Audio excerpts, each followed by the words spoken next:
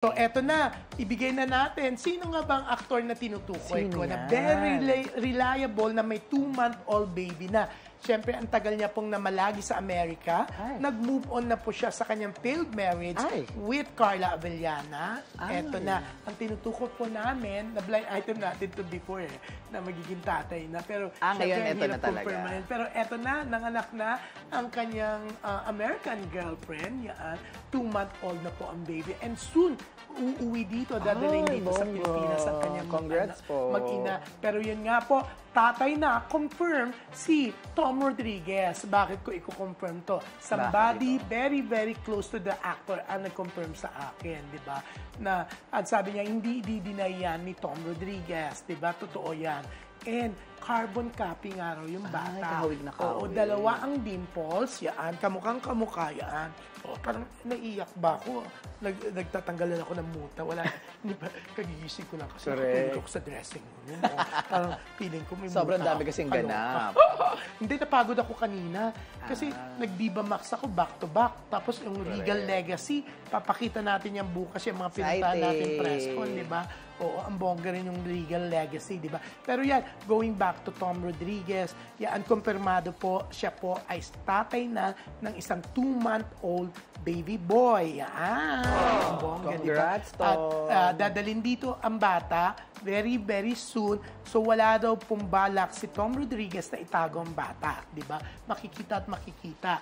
Pero, ayaw niya rin po na lumabas in the future, kaya wala siyang denial na dininay niya ang kanyang son, di ba? Proud daddy. Oh, proud daddy siya, pero gusto niya maging privado po. Pwede niyo silang makitang namamasyal, pero ayaw niya yung magkukukwento. Masyado niya pang i-flex yung anak niya. Pero he's a proud father. Pero yun nga, very private na siya ngayon, di ba? After what happened to him and Carla Abellana na ex-wife niya. Yes, divorce na po sila. Sandaling-sandali lang yung marriage, diba? Pero at least, nag-divorce na sila, diba? Tapos, naluloka ako, ganun ka ng ganun ng palda mo. Parang gusto mong pakita yung legs mo sa akin. Hindi, may sugat kasi ako. Nararamdaman ko. Gumaganon. Kala ko, my God. Napasok kasi ako kahapon. Para ma-appreciate kung i-display mo sa akin yung legs mo. Anyways, yun nga, nakakatuwa, di ba? At least proud feeling siya. Ko, aaminin din niya ni, sa isa sa mga shows ng GMA o baka kay Boy Abunda. Tito Pero Boy. yun, at least nauna na tayo. Isang malapit na malapit kay Tom mismo. And Tom is a friend.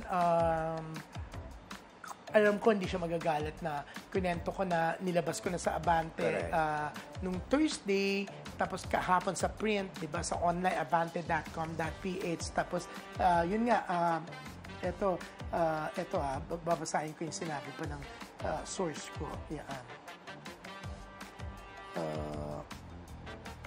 Sabi niya, nung time daw na sa Amerika nga si Tom, di ba, nagkarelasyon na sila neto, di ba? Tapos bago siya bumalik dito, buntis yung babae, di ba?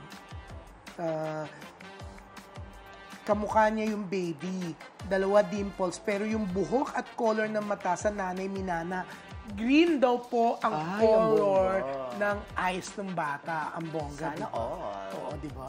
Iba kailangan pa mag-contact lens. Contact lens, di ba? Hindi naman daw niya nililihim yun, di ba, ni Tom. Sabi pa ni Tom, sa source ko, I don't want my son growing up knowing I denied him. Yun ang sabi ni Tom sa source ko, no? Oo. Kaya dadali niya dito yung kanyang mag-ina, makikita ron yun ng mga tao. Yun nga, hindi naman daw po kasi itinatago ni Tom Rodriguez ang kanyang buhay sa madla, di ba? Yun nga lang, ayaw lang daw ni Tom na may sobrang access sa personal life niya. Kasi private naman yung partner. Katulad before. Before kasi okay lang sa kanya, di ba? Kasi celebrity si Miss Carla. Siyempre, gusto rin daw ng aktor na i-protect ang kanyang anak, sabi ng aking source. Pero yun nga, sabi mismo pa ng source ko, sobrang sarap, ganyan daw, kung i-explain ni Tom ang kanyang pagiging tatay na sa kanyang 2-month-old baby son. Bongga. Congrats po. Okay. Happy dad daw si Tom sa isang healthy baby boy. And sinisabor niya yon, di ba? Walang issues din daw sa pagiging tatay na ni Tom, di ba? So walang denial, hindi pa lang po isinasa public as of now. Pero yun nga, pag tinatanong si Tom ng mga kakilala niya, always sinasabi niya ang totoo, hindi siya nagdi-deny, di ba? Oo. So, baka may magtanong, ikaw ba, tinanong mo na si Tom, sinabi ba sa ni Tom ang totoo? Correct. Well, ang masasabi ko lang po, my lips are sealed. Pero, I love it. Siyempre, dahil may source ako, sabi ng source, okay lang, sabihin ko ang totoo. So, yan, uulitin ko, Tom Rodriguez is now a father to a healthy Baby boy. 2-month-old baby boy. Bongga, congrats. Ang ganda. Gusto ko makita yung bata. Correct. Green ang eyes. Tapos ang gwapo din ni Sir Tom. Diba? Oo, tapos may dimples, ang bongga, di ba? Correct. Oo, di ba? Ang gwapo ni Tom, kamukhang carbon copy yung bata. So, ang bongga, ayan. Sana naman, dun po sa mga meet up po, ha, paalala, i-acknowledge nyo naman po na sa Anything Goes nyo, nakuha ang mga detalye tungkol sa 2-month-old baby boy ni Tom Rodriguez.